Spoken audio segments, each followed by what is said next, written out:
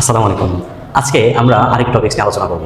এখানে দেখো লেখা আছে স্টেজেস অফ ফ্রুট। আমরা বিভিন্ন প্রকারের ফলকে চিনি, ঠিক আছে? কিন্তু ফলের জীবন প্রক্রিয়ার মধ্যে কিছু স্টেজেস আছে। যেমন ধরো গাছে মাত্র মুকুল ধরছে, একটু বড় হয়েছে, এখন সেটা কাঁচা অবস্থায় আছে, ঠিক না? কাঁচা হওয়ার পর সেটা কিছুটা পাকছে, তারপর পাকছে আর একটু বেশি, তারপর একটু বেশি পেকে ফেলছে, একটা সময় সেটা নষ্ট হয়ে গেছে, পচে গেছে। সো আজকে আমরা সেই স্টেজগুলোকে ইংরেজিতে কী বলে সেটা নিয়ে আলোচনা করতে চাই। সো দেখো, কাঁচা কাঁচা অবস্থাটাকে ইংরেজিতে আমরা বলে থাকি আনরাইপ। আনরাইপ অর্থাৎ কি, এখন সেটা কাঁচা অবস্থায় আছে। তো আধা পাকা যেটা, সেটাকে আমরা বলবো হাফ রাইপ। হাফ রাইপ অর্থাৎ কি, আধা পাকা অবস্থায় আছে, কিন্তু কোনোটা পেকে গেছে, পাকছে। তো সেই অবস্থাকে বলবো আমরা শুধু রাইপ বলবো, রাইপ। আচ্ছা, এর পরের অবস্থা হলো পুরোপুরিভাবে পেকে গেছে। সো তখন আমরা বলবো ফুললি রাইপ। কি বলবো? Fully ripe.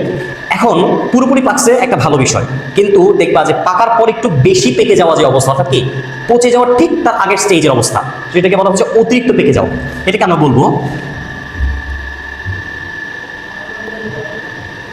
Over ripe. কি বলবো আমরা? Over ripe.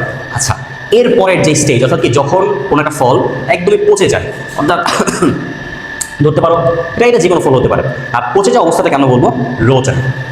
আর ও যা বলছি আমি ইনশাল্লাহ আরও এরকম টপিক্স নিয়ে আরও ভিডিও মেক করবো ইনশাল্লাহ। যদি তুমি পেতে চাও অবশ্যই আমাদের পেজটাকে ফলো দিয়ে রাখবে। যদি তুমি ইউটিউবে এই ভিডিওটা দেখে থাকো তাহলে অবশ্যই সাবস্ক্রাইব করে রাখবে, যেন পরবর্তী ভিডিওগুলো তোমার কাছে খুব সহজেই পৌঁছে যায়। এবং আমরা খুব সহজে ইংরেজি শেখানোর জন্য অনেকগুলো মেথডের একটা প্ল্যান করেছি আমি নিজে ব্যক্তিগতভাবে, আলহামদুলিল্লাহ।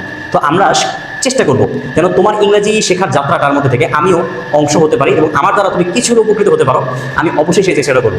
এই জন্য আমার সাথে থাকো এবং আমাকে বিভিন্ন ধরনের টপিক্স তোমরা দিতে পারো যে স্যার এইভাবে পড়াইতে পারেন অথবা এই বিষয় নিয়ে কথা বলতে পারেন। আমি ইনশাল্লাহ চেষ্টা করবো তোমাদের সমস্ত ধরনের ভিডিওগুলো খুব সহজ করে মেক করে দেওয়ার জন্য, যেগুলো তোমাদের কাজে লাগবে, ঠিক আছে? অর্থাৎ ইংরেজির অনেকগুলো স্টেজ আছে আসলে, ঠিক না?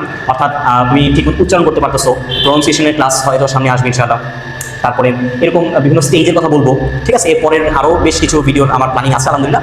তো আমরা সেইভাবে প্ল্যান করেছি যেন খুব সহজেই তোমাদের কাছে ইংরেজিটাকে একটু সহজ করে দেওয়া যায়, ঠিক আছে ইনশাল্লাহ। তো আজকে এই পর্যন্তই, আবার দেখা হবে পরবর্তী কোনো একটা ভিডিওতে। ততক্ষণ পর্যন্ত ভালো থাকো, সুস্থ থাকো, আমার জন্য দোয়া করো এবং পরিপূর্ণভাবে পড়াশোনার সাথে থাকো, ঠিক আছে? আল্লাহ হাফেজ, আসসালামু আলাইকুম।